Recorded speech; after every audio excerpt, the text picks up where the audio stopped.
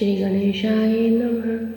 श्री गुरुदेवाय नमः। ओम नमः शिवाय। आज की शिव पुराण कथा में आप सभी भक्तों का स्वागत है।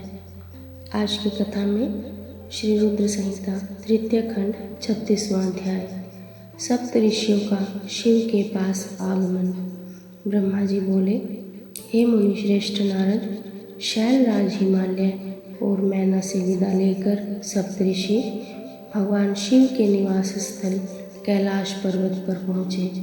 वहाँ पहुँचकर उन्होंने दोनों हाथ जोड़कर शिव जी को प्रणाम किया और उनकी भक्ति भाव से स्तुति की। तत्पश्चात उन्होंने कहना आरंभ किया, हे देवादिदेव महादेव, परमेश्वर, महाप्रभु, महेश्वर, हमने गिरिराज हिमालय और मैना को समझा दिया है। वे इस संबंध को स्वीकार कर चुके हैं। उन्होंने पार्वती का वाग्दान कर दिया है। हे प्रभु, अब आप अपने पार्षदों तथा देवताओं के साथ बारात लेकर हिमालय के यहाँ जाइए और देवी पार्वती का पानी ग्रहण संस्कार करिए। भगवान, आप वेदोक्त रीति से पार्वती को अपनी पत्नी बना लीजिए।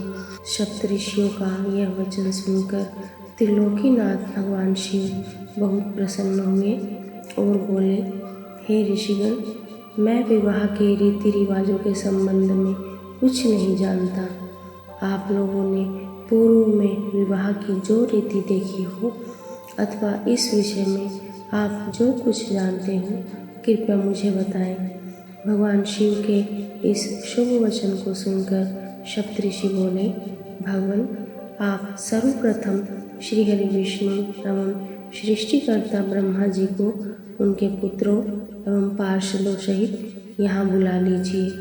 सभी ऋषि मुनियों, यक्ष, गंधर्वों, किन्नरों, सिद्धगणों एवं देवराज इंद्र सहित सभी देवताओं और अप्सराओं को अपने विवाह में आमंत्रित करें। वे सब मिलकर इस विवाह का सफल आयोजन करेंगे। ऐसा कहकर सप्तऋषि भगवान शिव से आज्ञा लेकर उनकी भक्ति भाव से स्तुति करते हुए प्रसन्नतापूर्वक अपने धाम को चले गए। 37वां अध्याय, हिमालय का लग्न पत्रिका भेजना। नारद जी ने पूछा, हे तात महाप्राज्ञ, कृपया कर आप मुझे अब यह बताइए कि सप्त ऋषियों के वहाँ से चले जाने पर हिमालय ने क्या किया। ब्रह्मा जी बोले, नारद, जब वे सप्तऋषि हिमालय से विदा लेकर कैलाश पर्वत पर चले गए तो हिमालय ने अपने सगे संबंधियों एवं भाई बंधुओं को आमंत्रित किया। जब सभी वहां एकत्रित हो गए तब ऋषियों की आज्ञा के अनुसार हिमालय ने अपने राजपुरोहित श्री गर्ग जी से लग्न पत्रिका लिखवाई। उसका पूजन अनेकों सामग्रियों से करने के पश्चात उन्होंने लग्न पत्रिका भगवान शंकर के पास भिजवा दी। गिरिराज हिमालय के बहुत से नाते रिश्तेदार लग्न पत्रिका को लेकर कैलाश पर्वत पर गए। वहां पहुंचकर उन्होंने त्रिलोकीनाथ भगवान शिव के मस्तक पर तिलक लगाया और उन्हें लग्न पत्रिका दे दी। शिव जी ने उनका खूब आदर सत्कार किया। तत्पश्चात वे सभी वापस लौट आए। शैलराज हिमालय ने देश के विविध स्थानों पर रहने वाले अपने सभी भाई बंधुओं को इस शुभ अवसर पर आमंत्रित किया। सबको निमंत्रण भेजने के पश्चात हिमालय ने अनेकों प्रकार के रत्नों, वस्त्रों और बहुमूल्य आभूषणों तथा विभिन्न प्रकार की बहुमूल्य देने योग्य वस्तुओं को संग्रहित किया। तत्पश्चात उन्होंने विभिन्न प्रकार की खाद्य सामग्री, चावल, आटा, गुड़, शक्कर, दूध, दही, घी, मक्खन, मिठाइयाँ तथा पकवान आदि एकत्रित किए ताकि बारात का उत्तम रीति से आदर सत्कार किया जा सके। सभी खाद्य वस्तुओं को बनाने के लिए अनेकों हलवाई लगा दिए गए। चारों ओर उत्तम वातावरण था। शुभ मुहूर्त में गिरिराज हिमालय ने मांगलिक कार्यों का शुभारंभ किया। घर की स्त्रियां मंगल गीत गाने लगी, हर जगह उत्सव होने लगे। देवी पार्वती का संस्कार कराने के पश्चात वहाँ उपस्थित नारियों ने उनका श्रृंगार किया। विभिन्न प्रकार के सुंदर वस्त्रों एवं आभूषणों से विभूषित पार्वती देवी साक्षात जगदम्बा जान पड़ती थी। उस समय अनेक मंगल उत्सव और अनुष्ठान होने लगे। अनेकों प्रकार के साज श्रृंगार से सुशोभित होकर स्त्रियां इकट्ठी हो गई। शैलराज हिमालय भी प्रसन्नतापूर्वक निमंत्रित बंधु बांधवों की प्रतीक्षा करने लगे और उनके पधारने पर उनका यथोचित आदर सत्कार करने लगे। लोकोचार रीतियाँ होने लगी। गिरिराज हिमालय द्वारा निमंत्रित सभी बंधु बांधव उनके निवास पर पधारने लगे। गिरिराज सुमेरु अपने विभिन्न प्रकार की मणियों और महारत्नों को उपहार में लेकर आए। मंद्राचल, अस्ताचल, मलयाचल, उदयाचल, निषद, दर्दुर, करवीर, गंधमादन, महेंद्र, पारियात्र, नील, त्रिकुट, चित्रकूट, कोच, पुरुषोत्तम, सनील, वेंकट, श्रीशैल, गोकामुख, नारद, विंध्य, कालंजर, कैलाश तथा अन्य पर्वत दिव्य रूप धारण करके अपने अपने परिवारों को साथ लेकर इस शुभ अवसर पर पधारे। सभी देवी पार्वती और शिव जी को भेंट करने के लिए उत्तम वस्त्र लेकर आए। इस विवाह को लेकर सभी बहुत उत्साहित थे। इस मंगलकारी अवसर पर सोन, भद्रा, नर्मदा, गोदावरी, यमुना, ब्रह्मपुत्र, सिंधु, विपाशा, चंद्रभागा, भगीरथी, गंगा आदि नदियाँ भी नर नारी का रूप धारण करके अनेक प्रकार के आभूषणों एवं सुंदर वस्त्रों से सज धज कर शिव पार्वती का विवाह देखने के लिए आई। शैलराज हिमालय ने उनका खूब आदर सत्कार किया तथा सुंदर उत्तम स्थानों पर उनके ठहरने का प्रबंध किया। इस प्रकार शैलराज की पूरी नगरी जो शोभा से संपन्न थी पूरी तरह भर गई। विभिन्न प्रकार के बंधनवारों एवं ध्वज पताकाओं से यह नगर सजा हुआ था। चारों ओर चंदोवे लगे हुए थे। विभिन्न प्रकार की नीली पीली रंग बिरंगी प्रभा नगर की शोभा को और भी बढ़ा रही थी। 38वां अध्याय विश्वकर्मा द्वारा दिव्य मंडप की रचना। ब्रह्मा जी बोले, हे मुनि श्रेष्ठ नारद, शैलराज हिमालय ने अपने नगर को बारात के स्वागत के लिए विभिन्न प्रकार से सजाना शुरू कर दिया। हर जगह की सफाई का विशेष ध्यान रखा गया। सड़कों को साफ कराया गया और उन पर छिड़काव कराया गया। तत्पश्चात उन्हें बहुमूल्य साधनों से सुसज्जित एवं शोभित किया गया। प्रत्येक घर के दरवाजे पर केले का मांगलिक पेड़ लगाया गया। आम के पत्तों को रेशम के धागे से बांधकर सुंदर बंधनवारें बनाई गई। विभिन्न प्रकार के सुगंधित फूलों से हर स्थान को सजाया गया। सुंदर तोरणों से घर को शोभायमान किया गया। चारों ओर का वातावरण अत्यंत सुगंधित था। वहाँ का दृश्य दिव्य और अलौकिक था। विश्वकर्मा को गिरिराज हिमालय ने आदरपूर्वक बुलवाया और उन्हें एक दिव्य मंडप की रचना करने को कहा। वह मंडप 10,000 योजन लंबा और चौड़ा था। वह दिव्य मंडप 40,000 कोस के विस्तृत क्षेत्र में फैला हुआ था। विश्वकर्मा, जो कि देवताओं के शिल्पी कहे जाते हैं, ने इस उत्तम मंडप की रचना करके अपनी कुशलता एवं निपुणता का परिचय दिया। यह मंडप अद्भुत जान पड़ता था। उस मंडप में अनेकों प्रकार के स्थावर, जंगम, पुष्प तथा स्त्री पुरुषों की मूर्तियां बनाई गई थी, जो कि इतनी सुंदर थी कि यह निश्चय कर पाना कठिन था कि कौन ज़्यादा सुंदर एवं मनोरम है। वहाँ जल में थल तथा थल में जल दिखाई दे रहा था। कोई भी मनुष्य इस कलाकृति को देखकर यह नहीं जान पा रहा था कि यहाँ जल है या थल। विभिन्न प्रकार के जानवरों की कलाकृतियाँ जीवंत बनाई गई थी। अपनी सुंदरता से जड़ हृदयों को मोहित करते सारस कहीं सरोवर में पानी पीते दिखाई देते थे तो कहीं जंगलों में सिंह ऐसे लग रहे थे मानो अभी दहाड़ना शुरू कर देंगे। नृत्य करने की मुद्रा में बनाई गई स्त्री पुरुषों की मूर्तियों को देखकर ऐसा लगता था मानो वाकई नर नारी नृत्य कर रहे हों। द्वार पर खड़े द्वारपाल हाथों में धनुष बाण लेकर ऐसे खड़े थे जैसे सचमुच अभी बाणों की वर्षा शुरू कर देंगे। इस प्रकार सभी कृत्रिम वस्तुएं बहुत ही सुंदर एवं मनोहर थी, जो कि बिल्कुल जीवंत लगती थी। द्वार के मध्य में देवी महालक्ष्मी की सुंदर मूर्ति की स्थापना की गई थी, जिन्हें देखकर ऐसा प्रतीत होता था मानो क्षीर सागर से निकलकर साक्षात लक्ष्मी देवी वहां आ गई हो। वे सभी शुभ लक्षणों से युक्त दिखाई दे रही थी। मंडप में विभिन्न स्थानों पर हाथियों की कलाकृतियाँ भी बनाई गई थी। कई स्थानों पर घोड़े घुड़सवारों सहित खड़े थे तो कहीं सुंदर अद्भुत दिव्य रथ जिन पर सफ़ेद अश्व जुते हुए थे।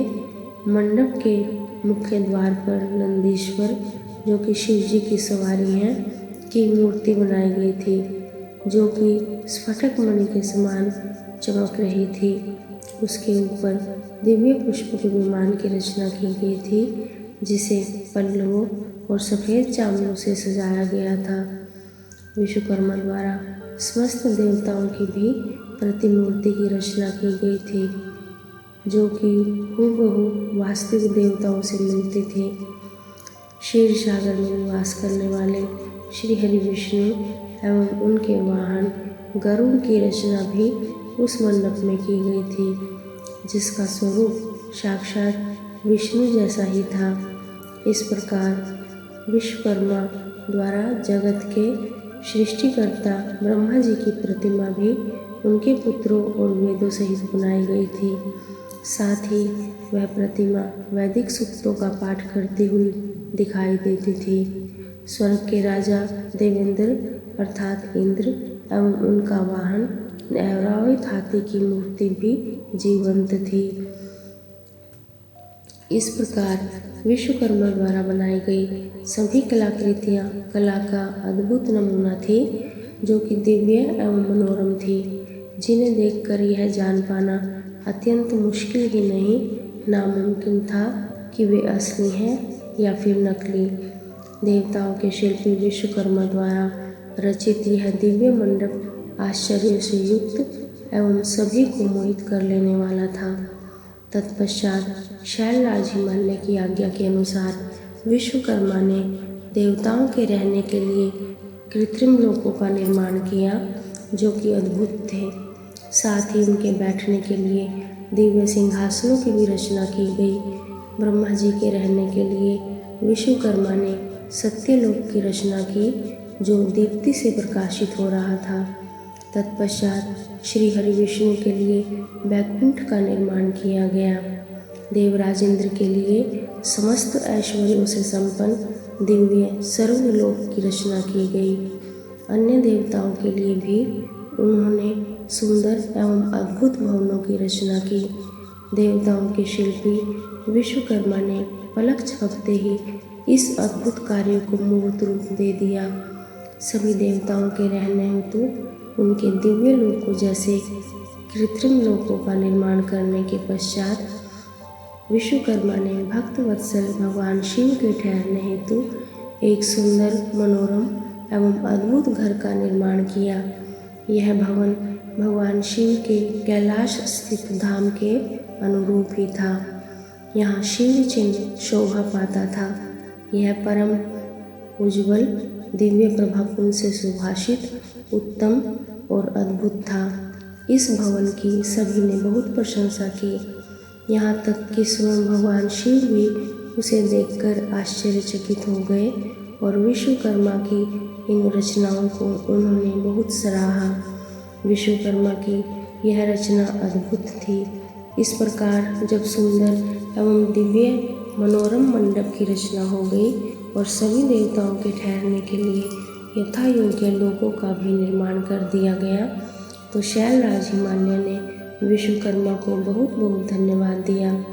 तत्पश्चात हिमालय प्रसन्नतापूर्वक भगवान शिव के शुभ आगमन की प्रतीक्षा करने लगे। हे नारद, इस प्रकार मैंने वहाँ का सारा वृतांत तुम्हें सुना दिया है। अब आप और क्या सुनना चाहते हैं? 39वां अध्याय। शिव जी का देवताओं को निमंत्रण। नारद जी बोले, हे महाप्रज्ञ, हे विधाता, आपको नमस्कार है। आपने अपने श्रीमुख से मुझे अमृत के समान दिव्य और अलौकिक कथा को सुनाया है। अब मैं भगवान चंद्रमौली के मंगलमय वैवाहिक जीवन का सार सुनना चाहता हूँ, जो कि समस्त पापों का नाश करने वाला है। भगवान, कृपा कर मुझे यह बताइए कि जब शैलराज हिमालय द्वारा भेजी गई लग्न पत्रिका महादेव जी को प्राप्त हो गई, तो महादेव जी ने क्या किया? प्रभु, इस अमृत कथा को सुनाने की कृपा कीजिए। ब्रह्मा जी बोले, हे मुनिश्रेष्ठ नारद, लग्न पत्रिका को पाकर भगवान शिव ने मन में बहुत हर्ष का अनुभव किया। लग्न पत्रिका लेकर आए शैलराज के बंधु बांधवों का उन्होंने यथा योग्य आदर सत्कार किया। तत्पश्चात उन्होंने उस लग्न पत्रिका को पढ़कर स्वीकार किया तथा पत्रिका लेकर आए हुए लोगों को आदर सम्मान से विदा किया। तब शिव जी प्रसन्नतापूर्वक सप्त ऋषियों से बोले कि हे मुनियों, आपने मेरे लिए इस शुभ कार्य का संपादन किया है और मैंने इस विवाह हेतु अपनी स्वीकृति प्रदान कर दी है। अतः आप सभी मेरे विवाह में सादर आमंत्रित हैं। भगवान शिव के शुभ वचन सुनकर ऋषिगण बहुत प्रसन्न हुए और उनको आदरपूर्वक प्रणाम करके अपने धाम को चले गए। जब ऋषिगण कैलाश पर्वत से चले गए, तब भक्त वत्सल भगवान शिव ने तुम्हारा स्मरण किया। तुम अपने सौभाग्य की प्रशंसा करते हुए उनसे मिलने उनके धाम पहुंच गए।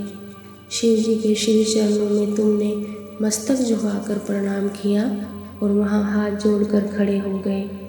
भगवान शिव बोले, हे नारद, तुम्हारे दिए उपदेश से प्रभावित होकर ही देवी पार्वती ने घोर तपस्या की और उससे प्रसन्न होकर मैंने उन्हें अपनी पत्नी बनाने का वरदान दे दिया है। पार्वती की भक्ति ने मुझे वश में कर लिया है। अब मैं उनके साथ विवाह करूँगा। सप्त ऋषियों ने शैलराज हिमालय को संतुष्ट कर इस विवाह की स्वीकृति प्राप्त कर ली है और हिमालय की ओर से लग्न पत्रिका भी आ चुकी है। आज से 7वें दिन मेरे विवाह का दिन सुनिश्चित हुआ है। इस अवसर पर महान उत्सव होगा। अतः तुम श्री हरि, ब्रह्मा, सब देवताओं, मुनियों और सिद्धों को मेरी ओर से निमंत्रण भेजो और उनसे कहो कि वे लोग उत्साह और प्रसन्नतापूर्वक सज धज कर अपने परिवार के साथ मेरे विवाह में पधारें। नारद भगवान शिव की आज्ञा पाकर आपने हर जगह जाकर आदरपूर्वक सबको इस विवाह में पधारने का निमंत्रण दे दिया। तत्पश्चात भगवान शिव के पास आकर उन्हें सारी जानकारी दे दी। तब भगवान शिव भी आदरपूर्वक सब देवताओं के पधारने की प्रतीक्षा करने लगे। भगवान शिव के सभी गण संपूर्ण दिशाओं में नाचने गाने लगे। सभी ओर उत्सव होने लगा। निमंत्रण पाकर अति प्रसन्नता से सज धज कर भगवान श्री हरि विष्णु भी श्री लक्ष्मी और अपने दल बदल के साथ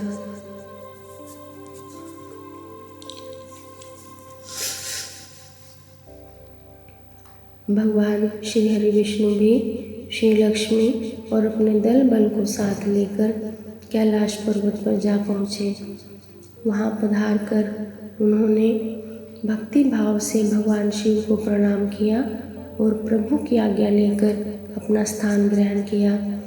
तत्पश्चात मैं भी सपत्नीक अपने पुत्रों सहित भगवान शिव के विवाह में सम्मिलित होने के लिए पहुंचा। भगवान शिव को प्रणाम करके मैंने भी वहां आसन ग्रहण कर लिया।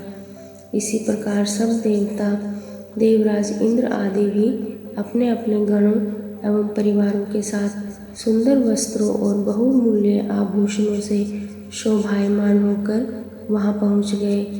सिद्ध, चारण, गंधर्व, ऋषि मुनि सब सहर्ष विवाह में सम्मिलित होने के लिए कैलाश पहुंच गए। अप्सराएं नृत्य करने लगी और देव नारियां गीत गाने लगी। त्रिलोकीनाथ भगवान शिव ने स्वयं आगे बढ़कर सभी अतिथियों का सहर्ष आदर सत्कार किया। उस समय कैलाश पर्वत पर बहुत अनोखा और महान उत्सव होने लगा।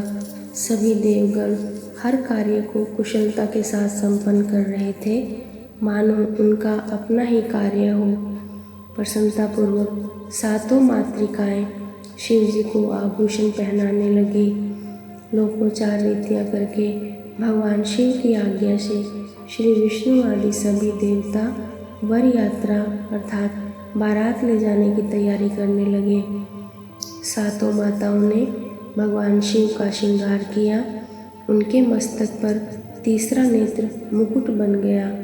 चंद्रकला का तिलक लगाया गया। उनके गले में पड़े दोनों सांपों को उन्होंने और ऊंचा कर लिया और वे इस प्रकार प्रतीत होने लगे मानो सुंदर कुंडल हों। इसी प्रकार सभी अंगों पर सांप लिपट गए जो आभूषणों की सी शोभा देने लगे।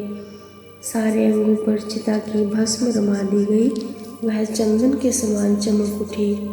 वस्त्र के स्थान पर सिंह तथा हाथी की खाल को उन्होंने ओढ़ लिया। इस प्रकार श्रृंगार से सुशोभित होकर भगवान शिव दूल्हा बनकर तैयार हो गए और उनके मुखमंडल पर जो आभा से शोभित हो रही थी उसका वर्णन करना कठिन है। वे साक्षात ईश्वर हैं। तत्पश्चात समस्त देवता, यक्ष, दानव, नाग, पक्षी, अप्सरा और महर्षिगण मिलकर भगवान शिव के पास गए और प्रसन्नतापूर्वक बोले, हे महादेव महेश्वर जी, अब आप देवी पार्वती को ब्याह लेने के लिए हम लोगों के साथ चलिए और हम पर कृपा कीजिए। तत्पश्चात क्षीर सागर के स्वामी श्री हरि विष्णु भगवान शिव को आदरपूर्वक नमस्कार कर बोले, हे देवादिदेव महादेव, भक्तवत्सल, आप सदैव ही अपने भक्तों के कार्यों को सिद्ध करते हैं। हे प्रभु, आप गिरिजानंदिनी देवी पार्वती के साथ वेदोक्त रीति से विवाह करिए।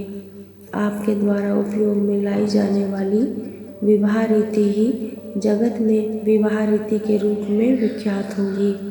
भगवान, आप कुल धर्म के अनुसार मंडप की स्थापना करके इस लोक में अपने यश का विस्तार कीजिए।